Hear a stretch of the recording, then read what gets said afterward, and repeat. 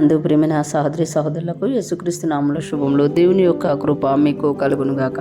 ఈరోజు దేవుడు మనకిచ్చిన మాట యాకోబు రాసిన పత్రిక 5వ అధ్యాయం 4వ వచనం. ఇదిగో మీ చేలు కోసిన పనివారిని ఇయ్యక మీరు మోసముగా బిగపట్టిన కూలి మొర్రపెట్టుచున్నది. మీ కోతవారి కేకలు సైన్యములకు అధిపతియగు ప్రభువు యొక్క చెవుల్లో చొచ్చియున్నవి. ఈ మాటలు మనం యాకోబు రాసిన పత్రికలో చూస్తున్నాము. యాకోబు గారు సంఘాన్ని సరిచేస్తూ అనేక విషయాలు తన పత్రికలో తెలియజేసినట్లుగా మనము గమనించగలం. ఇక్కడ ఆయన తెలియజేస్తున్నారు కదా, ఎవరైతే పొలం ఉండి పనివారిని పెట్టుకొని వాళ్ళు చేలు కోయిపించుకున్నారో ఆ పనివారికి వారు ఏం చేసేవారంట, మోసముగా బిగబట్టిన కూలి మొర్రపెట్టుచున్నది. చూడండి, మనం మొరపెడతాము, దయ్యాలు మొరపెట్టినట్టుగా బైబిల్ గ్రంథంలో చూడగలం, పశువులు ప్రార్థించినట్లుగా చూడగలం. అంటే ఇక్కడంట కూలి కూడా మొర్రపెడుతుంది అని చెప్తున్నారనమాట.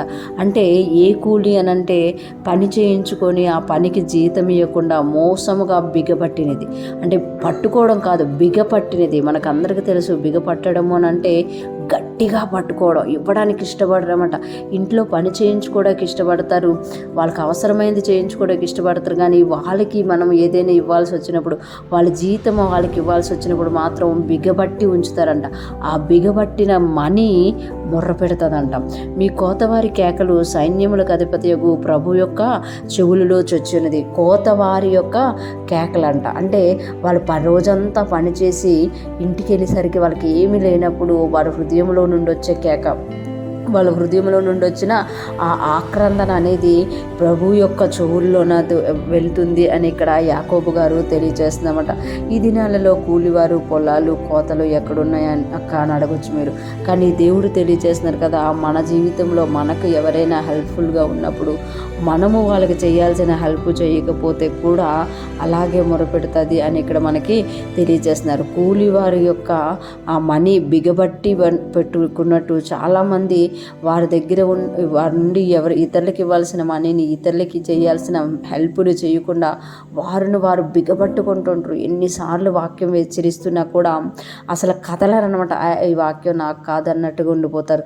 కానీ మనం చేయాల్సిన మేలు చేయకపోతే కూడా ఆ మేలు పొందుకోవాల్సిన వారి యొక్క కేక ప్రభు యొక్క చెవుల్లో చొచ్చుతుందంట.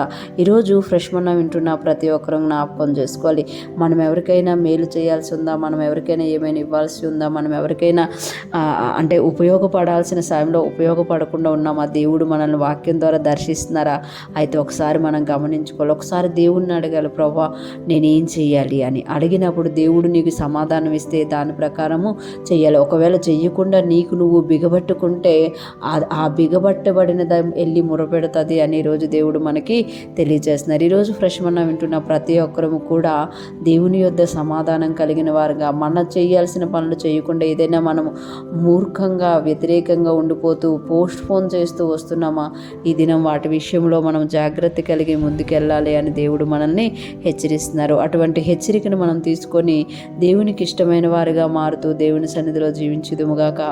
దేవుని కృప మనందరికీ తోడై ఉండి నడిపించునుగాక. ఆమేన్.